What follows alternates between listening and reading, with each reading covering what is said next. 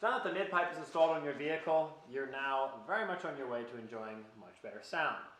This video is going to continue though to showcase for those who've ordered the full system. We're looking to find the instructions for the rear section or axleback. This video will showcase how we do that install as well. This car obviously already has a mid-pipe, so we're going to show you two different variations. If you're just installing the axleback, you will need to cut in the same spots that we showed you where to cut in the mid-pipes. In the dimples, 1, 2, 3, cut at number 2 on both sides. But for this, obviously we have clamps. These are 15 millimeters. Other clamps might be 17 millimeters, but for this installation purposes, 15 millimeters here on the clamps, and then we have 1, 2, 3, and 4 13 millimeters to remove. Very, very simple, but we start off with this. We must remove the factory plugins for the actuators. This is the most important thing. Make sure the exhaust valves are closed when you're doing this, and make sure the exhaust button is off. You don't want it green lit up, because that means the valves are going to be slightly open. This is vital to ensure that the valves don't rattle when you swap them over to the Valvetronic system. So we know this car has been sitting for a while, the valves are closed, the car was not in Sport Plus when we turned it off, it was in Comfort, everything closed. We can remove the valve, push the pin down and remove. On the other side, do the same.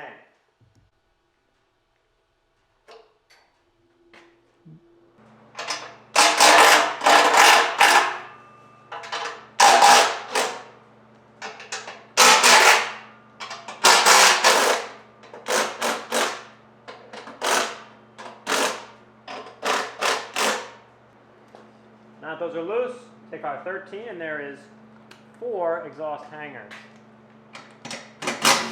1,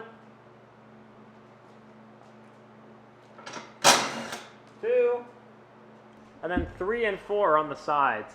So grab yourself a very strong, handsome friend here. Remove 1 and remove 2. So now with both of those removed,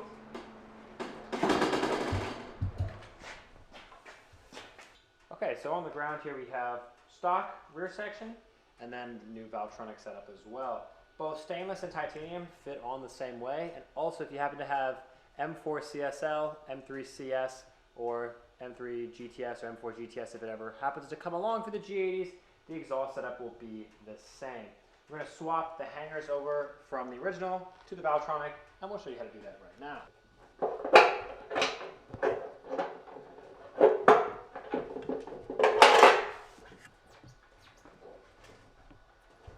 If your hangers are not moving with all your persuasion, you can use some liquid confidence here and persuade them to come right off.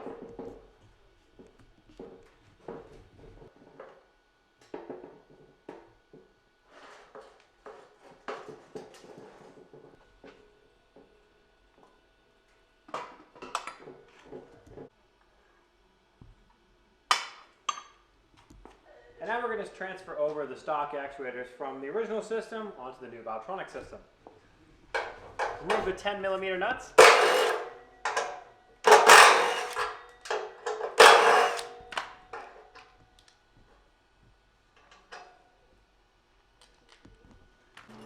So using the springs that can be found in the bag or in the electronic control box, we're going to use these new springs and transfer over the original actuator onto the new system.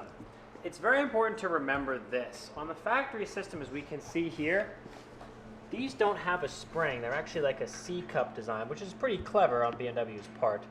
Now this is spring loaded, and it's designed this way so that it won't rattle. Now we have to install ours in a similar fashion to ensure there's lots of tension and the valves don't rattle when you're sitting at idle or you first start the car, because that's annoying and we don't want that. So we'll show you how to do that right now. Take the C-clip, slide it onto the valve. You can see in here that the valve is closed.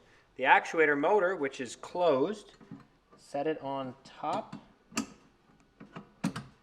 And then you want to rotate the motor as far as it will go to make sure there's lots of tension on the valve spring. using the factory screws, or you can use the supplied Valvetronic Design screws. You want to thread this on by hand.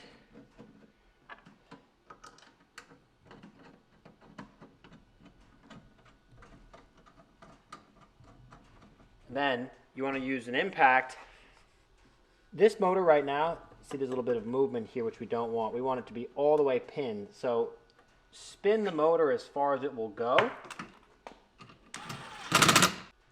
Once you've finished putting on the exhaust valves onto the new Valvetronic Design system, now it's time to finish up the connecting pipes install and put this masterpiece on the vehicle. With your first connecting pipe, slide it into the supplied clamps.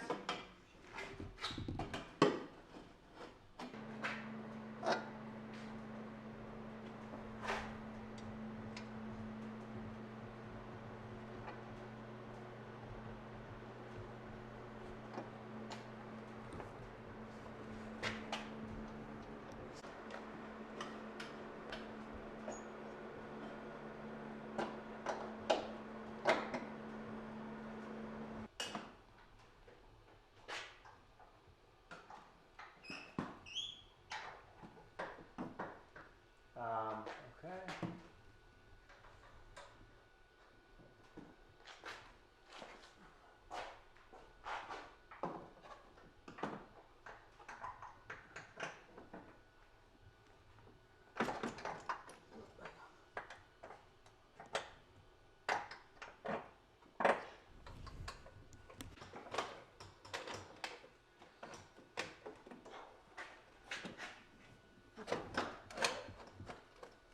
Once you install the rear section and the connecting pipes are connected to the axleback, start by tightening down the 4 exhaust hangers.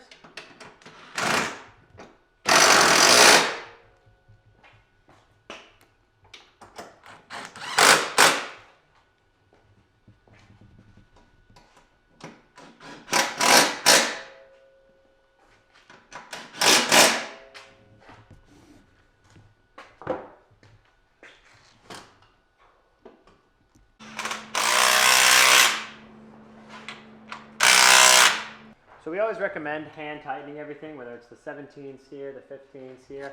The hangers are not so much of a worry because once those are up, there is some movement there, obviously. But here, for these last 6 nuts, it's going to be important to make sure you hand tighten these.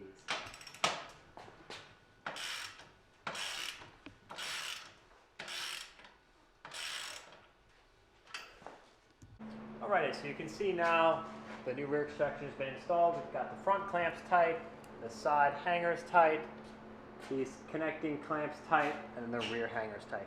It's very important to remember this. The stock system is in one big piece, so the way it's manufactured, it just goes up very easily.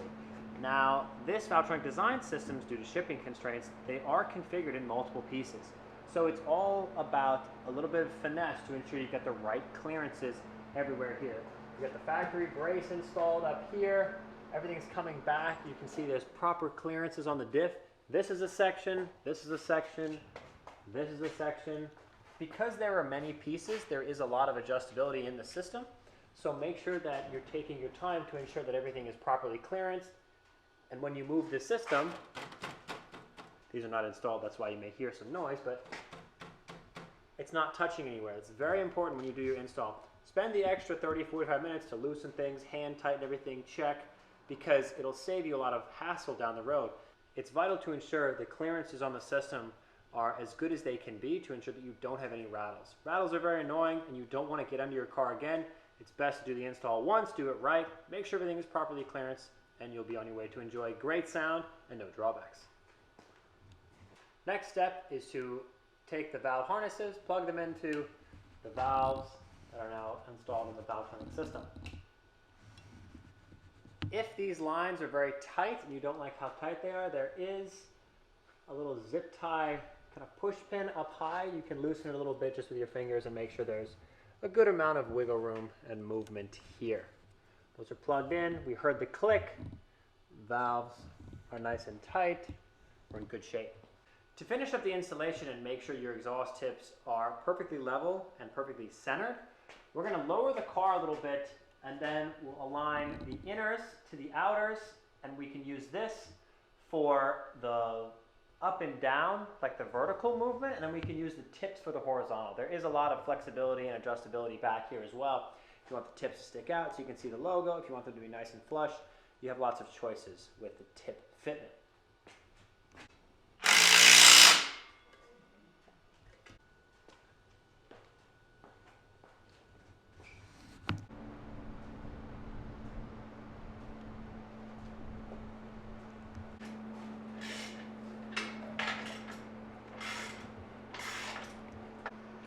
Once everything is tight, as we did with the mid-pipe, it's important to wipe down the entire system, remove any fingerprints.